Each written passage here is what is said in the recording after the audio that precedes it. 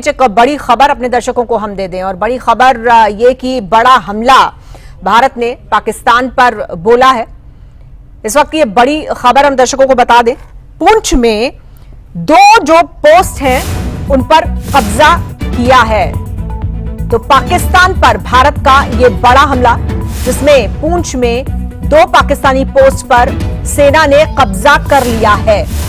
तो पुंछ में सेना ने दो पाकिस्तानी पोस्ट पर कब्जा किया है। ये बड़ा हमला भारत का पाकिस्तान पर। पीओके में घुसी भारतीय सेना, इस वक्त ये बड़ी खबर हम बता रहे हैं। पीओके में भारतीय सेना घुस चुकी है। पुंछ में दो पाकिस्तानी पोस्ट पर कब्जा जमा लिया है। इस वक्त की ये बड़ी खबर, पाकिस्तान पर भारत का ये बड़ा हमला।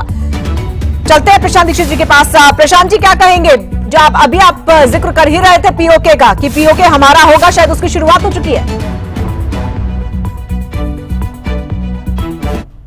कि अगर इन्होंने अपना रुख नहीं बदला तो हमारी फौजें धीरे धीरे घुस जाएंगी भीतर पीओके में, बिल्कुल। और जरूर हमको उसके लिए थोड़ा युद्ध करना पड़ेगा, लेकिन युद्ध में युद्ध का एक तरीका, इसके अलावा कोई चारा नहीं है। और हमने शुरुआत नहीं करी। हमने तो इनको ये बताया कि आपके आतंकवादी हमारे देश में घुस के हमारे 26 लोगों को मार के चले गए हैं। उन आतंकवादी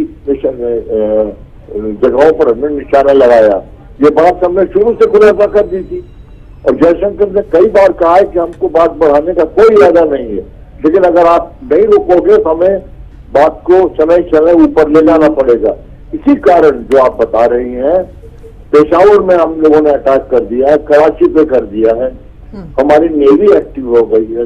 और धीरे धीरे इनके देश में ये सुनने को आ रहा है कि पाकिस्तान में अफरा तफरी फैल गई है, लोग अपने को डील नहीं कर पा रहे। और उनके जो ये दिखाया जा रहा है कि उनके जो आतंकवादियों को आर्मी ने सल्यूट दी, ये सब इस वक्त शोभा नहीं देता था उनकी तरफ से।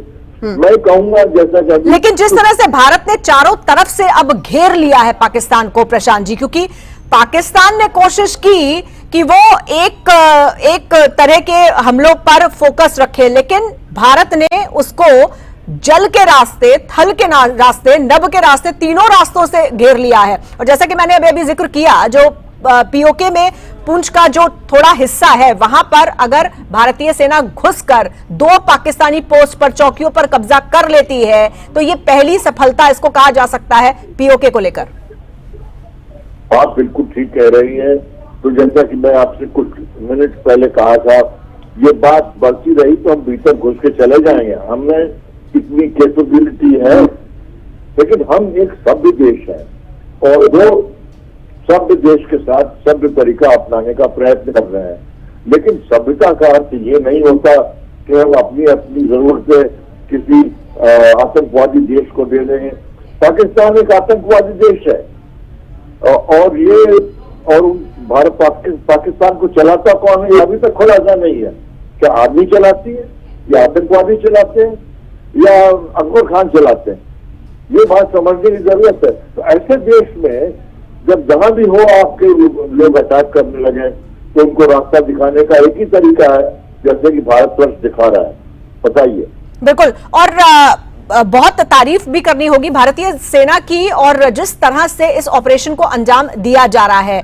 जितने भी कल रात से ड्रोन अटैक हुए, मिसाइल अटैक हुए, यहां तक कि फाइटर जेट F-16 और जो दूसरा फाइटर जेट है JF-17, उसको भी मार गिराया। ये भारत की सैन्य क्षमता को बखूबी दर्शाता है, और ये भी दर्शाता है कि भारत कितना वेल कोऑर्डिनेटेड और प्रिपेयर्ड है हर चीज के लिए। जी, और आपको एक और बात बताना चाहूंगा, भारतवर्ष में इतनी भी कैपेबिलिटी है कि पाकिस्तान में उड़ने वाले फाइटर जहाज उनके देश में जब उड़ रहे हैं, उनको यहाँ से मार गिरा सकते हैं। हम ये कुव्वत रखते हैं। तो ये न समझें इनकी एयर स्पेस सुपीरियरिटी बिल्कुल खत्म हो जाएगी। इंडियन एयरफोर्स इनकी एयर स्पेस में और आसानी से जहां जाना चाहे वहां चली जाएगी, बिना किसी हिचकिचाहट के। ये